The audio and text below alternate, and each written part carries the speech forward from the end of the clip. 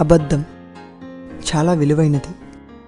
ఒక్కసారి చెప్పాక దానిని వెనక్కి తీసుకోలేము.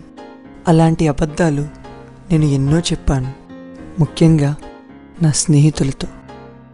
ఒక అబద్ధాన్ని కప్పిపుచ్చటానికి ఇంకొక అబద్ధం, దాన్ని కప్పిపుచ్చటానికి మరొకటి, అలా నిజం అనే దానికి అందనంత దూరంగా వెళ్ళిపోయాను. నేను చెప్పేది అబద్ధమని తెలిసినా నా స్నేహితులు నన్ను నమ్ముతూనే వచ్చారు. నన్ను అంతగా నమ్మే వాళ్ళకి అబద్ధం చెప్పడంలో అర్థం లేదనిపించింది. ఎందుకంటే స్నేహితుడెప్పుడు అబద్ధాన్ని నమ్మడు, స్నేహితుడినే నమ్ముతాడు.